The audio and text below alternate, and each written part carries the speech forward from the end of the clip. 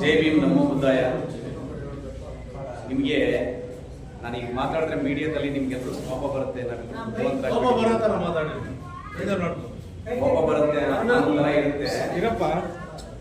ಇವತ್ತು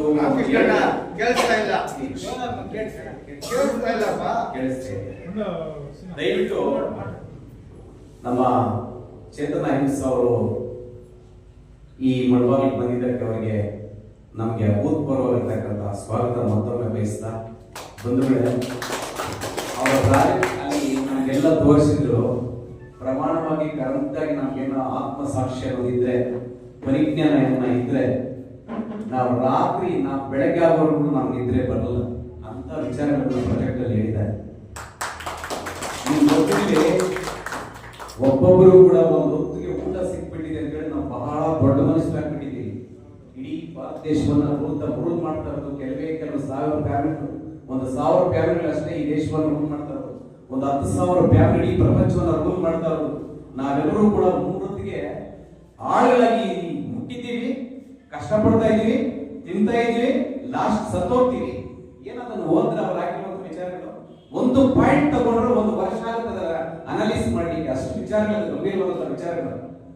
ನಾವ್ ಯಾವ್ದೋ ಒಂದು ಸ್ವಲ್ಪ ಈ ವಿದ್ಯೆ ತಗೊಂಡ್ಬಿಟ್ಟು ಅವ್ರು ಏನು ತಮಾಷೆ ಇಲ್ಲ. ಆದ್ರೂ ಬಂದಿದ್ದೀರಾ ಸರ್, ವೆರಿ ಮಚ್ ಬಹಳ ರೆಸ್ಪೆಕ್ಟ್ ಇದೆ ನಿಮ್ಮ ಬಗ್ಗೆ. ನೀವು ಇಂಥ ವಿಚಾರಗಳೆಲ್ಲ ತಗೊಂಡ್ ಬನ್ನಿ. ನಿಮ್ ಜೊತೆ ಯಾರು ಬರ್ತಾರೋ ಬರಲ್ಲ ನಮ್ಗೆ ಗೊತ್ತಿಲ್ಲ. ನಾವು ಸದಾ ನಿಮ್ಮ ಜೊತೆ ನಿಮ್ಮಂತವ್ರ ಇರ್ತೀವಿ. ನಾವು we are not cowards. We want to become the rulers of the country, but we are not in a position to rule this country. Baba Saheb ಹೇಳ್ತಾರೆ, ಸೋಮ ನೀನು ಕೇಳಿಸ್ಕೋಬೇಕು. ನಮ್ಮ ಜನಾಂಗ ನಿಮ್ಗೆ ಗೊತ್ತಿಲ್ಲ, ಇಲ್ಲಿ ಮೈಕಲ್ ಮಾತಾಡೋದು ಬೇರೆ, ಈ ಶೋಷಿತ ಜನಾಂಗಗಳಿದಾವಲ್ಲ, ಅಸ್ಪೃಶ್ಯತೆ ಇದೆಯಲ್ಲ ಈ ದೇಶದಲ್ಲಿ, ನರಕ ಈ ಪ್ರಪಂಚದಲ್ಲಿ ಯಾವ ಪ್ರಾಣಿ ಕೂಡ ಇಲ್ಲ ಅಂತ ಹಿಂಸೆ. ಅಲ್ಲಿಗೆ ಹೊಡಿಬೇಕು ಅಂತಾರೆ ಹೆಣ್ಗಳ ಹತ್ರ. ಒಂದು ಸಲ ಹೆಣ್ಣತ್ರ ಏನಾದ್ರು ಅಲ್ಲಿಗೆ ಹೊಡ್ಬಿಟ್ರೆ ಅವನು ಡಿಟರ್ಮಿನೇಷನ್ ಮಾಡ್ತಾರೆ, ತೀರ್ಮಾನ ಮಾಡ್ತಾರೆ, ಅವನಿಗೆ ಒಂದು ಮಾರ್ಕ್ ಅನ್ನ ಮಾಡ್ತಾರೆ, ಇವ್ರು ಇಂಥ ಕ್ಯಾಸ್ಟ್ ಅಂತ. ಚೇತನ್ ಹಿಂಸ್ ಅವರು ನಮಗೋಸ್ಕರ ಏನೋ ಸಮಾಜ ಅವ್ರು ಏನ್ ಮಾಡ್ತಾರೆ ಏನ್ ಮಾಡಲ್ಲ ಅದು ಎರಡನೇ ಪ್ರಶ್ನೆ. ಒಂದು ಅಜೆಂಡಾ ಇಟ್ಕೊಂಡು, ಒಂದು ಸಿದ್ಧಾಂತವನ್ನು ಇಟ್ಕೊಂಡು, ಒಂದು ತತ್ವವನ್ನು ಇಟ್ಕೊಂಡು ನಾನು ಡೆಲ್ಲಿವರೆಗೂ ಪ್ರಯಾಣ ಮಾಡ್ತೀನಿ ಅನ್ನುವಂತ ಒಂದು ಯೋಚನೆ ಬಂದಿದ್ದಿಲ್ಲ. ಅದಕ್ಕೆ ಅವ್ರಿಗೆ ಆಕ್ಸೆಪ್ಟ್ ಮಾಡ್ಬೇಕು. ನಾವ್ಯಾಕೆ ಇಡೀ ಪ್ರಪಂಚ ಎಲ್ಲಿ ಹೋಗ್ತಾ ಇದೆ? ಒಂದು ವರ್ಷಕ್ಕೆ 50 ಲಕ್ಷ ಸ್ಟೂಡೆಂಟ್ಸ್ ಆಚೆ ಬರ್ತಾ ಇದ್ದಾರೆ. ಉದ್ಯೋಗ ಇಲ್ಲ ಈ ದೇಶದಲ್ಲಿ, ಊಟ ಇಲ್ಲ ಈ ದೇಶದಲ್ಲಿ, 90 ರೂಪಾಯಿ ಮೇಲೆ ಹೋಗ್ತಾ ಇದೆ ಒಂದು ಡಾಲರ್ ವ್ಯಾಲ್ಯೂ. ಸಾಯ್ತಾ ಇದೆ, ನಾಳೆ ಬೆಳಗ್ಗೆ ಊಟ ಸಿಗಲ್ಲ ನಮ್ಗೆಲ್ಲ ಕೂಡ. ಏನ್ ತಮಾಷೆ ಅಲ್ಲ ಅವರು ವಿಚಾರ ಕೊಟ್ಟಿರುವಂತ ವಿಚಾರಗಳು. ದಯವಿಟ್ಟು ವಿಚಾರ ಬಂಧುಗಳೇ, ಎಲ್ಲರೂ ಕೂಡ ನಾವಿಂತ ಭಾಷಣದಲ್ಲಿ ಮಾತಾಡೋದು ಅವಕಾಶ ಮಾಡ್ಕೊಡೋಣ.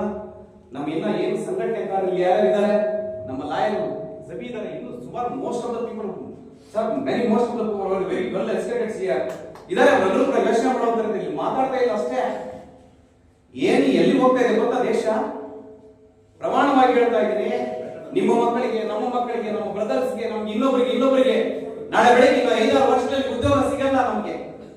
ಇಂಥ ಗಂಭೀರವಾದಂತಹ ಸಮಸ್ಯೆಗಳಿದ್ದಾವೆ ಅಂತ ಹೇಳ್ತಾ ಈ ಸಂದರ್ಭದಲ್ಲಿ ಸರ್, ನನಗಂತೂ ಅರ್ಥ ಆಗಿದೆ, ನಿಮ್ಮ ವಿಚಾರಗಳು ಸಂಪೂರ್ಣವಾಗಿ ಅರ್ಥ ಮಾಡ್ಕೊಂಡಿದ್ದೀವಿ. ನೀವು ಪ್ರತಿಯೊಂದು ವಿಚಾರವನ್ನು ನಾನು ಅನಲೈಸ್ ಮಾಡ್ತಾ ಇದ್ದೀನಿ. ಆಗ್ಲಿ ನೀವು ಅಕಸ್ಮಾತ್ ಮಾತಾಡೋ ಬರದಲ್ಲ, ಇನ್ನೊಂದು ಅಕಸ್ಮಾತ್ ಏನೇನು ಹೇಳ್ಕೊಂಡು, ನೀವೆಲ್ಲರೂ ನಾವೇನು ದೈವ ಸ್ವರೂಪಗಳಲ್ಲ, ನಾವೆಲ್ಲರೂ ಕೂಡ ಮನುಷ್ಯರು, ತಪ್ಪು ಮಾಡ್ಕೊಂಡು ಬಂದಿರ್ತೀವಿ. ಏನಾಗಿದೆ ನಮ್ಗೆ ಗೊತ್ತಿಲ್ಲ. ಆದ್ರೂ ನಿಮ್ಮ ಸಿದ್ಧಾಂತಗಳು, ನಿಮ್ಮ ತತ್ವಗಳು, ನಿಮ್ಮ ದಾರಿ ಎಲ್ಲ ಗಂಭೀರವಾಗಿದೆ, ಪರ್ಫೆಕ್ಟ್ ಆಗಿದೆ. ನಿಮ್ಮ ಆಶಾವಂತರಕ್ಕೆ ನಮ್ಮನ್ನೆಲ್ಲರೂ ಕೂಡ ಕರ್ಕೊಂಡು ಹೋಗ್ಬೇಕು ಅನ್ನೋದ. ಬಹುಶಃ ಅವರಪ್ಪ ಕೂಡ ಮೊನ್ನೆ ಬಂದಿದ್ರು ಮುಳುಬಾಗಿಲಿಗೆ, ಕಣ್ಣಲ್ಲಿ ನೀರು ಬರುತ್ತೆ ಅವ್ರು ಓಡಾಡ್ತಾ ಇದ್ರೆ ಈ ದೇಶದಲ್ಲಿ. ಸರ್, ನಾವು ಓಡಾಡಕ್ಕಾಗಲ್ಲ, ನಮ್ಗೊಂದು ಸಿಂಬಲ್ ಇದಾಗ್ಬಿಟ್ಟಿದೆ, ಒಂದು ಮಾರ್ಕ್ ಬಿದ್ದುಬಿಟ್ಟಿದೆ. ಆ ಪ್ಲೇಸ್ ಅಲ್ಲಿ ನೀವು ನಮ್ಮ ಕೆಲಸಗಳನ್ನ ನೀವೆತ್ಕೊಂಡು, ನಮ್ಮ ಭಾರವನ್ನ, ನಮ್ಮ ಜವಾಬ್ದಾರಿಗಳನ್ನ ನೀವು ತಗೊಂಡು ಹೋಗ್ತಾ ಇದ್ದೀರಾ. ನಾವೆಲ್ಲರೂ ಕೂಡ ನಿಮಗೆ ಹ್ಯಾಟ್ಸ್ ಮತ್ತೊಮ್ಮೆ ನೀನಾಗಿ ಹಿರಿಯರು ಇದ್ದಾರೆ, ನಮ್ಮಲ್ಲಿ ರಿಸೋರ್ಸ್ ತುಂಬಾ ಜನ ಇದ್ದಾರೆ. ಇಲ್ಲಿ ಒಂದು ಸಲ ವರ್ಕ್ಶಾಪ್ ಮಾಡಿಸು, ಈ ಜನರಿಗೆಲ್ಲ ಮತ್ತೆ ಗೊತ್ತಾಗ್ಲಿ. ತುಂಬಾ ಸಮಸ್ಯೆಗಳಿದ್ದಾವೆ, ನಾವು ಇಲ್ಲ ಅಂತ ಹೇಳಿಲ್ಲ, ಅದನ್ನ ಮಾತಾಡೋಣ ಅಂತ ಹೇಳ್ತಾ ನಮ್ಗೆ ಮತ್ತೊಮ್ಮೆ ಸಮಯ ನಾವು ವೇಟ್ ಮಾಡೋದ. ತಾವು ಬಂದಿದ್ದಕ್ಕೆ ಮತ್ತೊಮ್ಮೆ ಈ ಸಂಘಟನೆ ಪರವಾಗಿ ಎಲ್ಲರೂ ಪರವಾಗಿ ಮತ್ತೊಮ್ಮೆ ಭೀಮ್ ಅಂತ ಹೇಳಿ ನಾನು ಮಾತನ್ನು ಮುಗಿಸ್ತಾ ಇದ್ದೀನಿ. ಜೈ ಭೀಮ್, ನಮೋ ಬುದ್ಧಾಯ.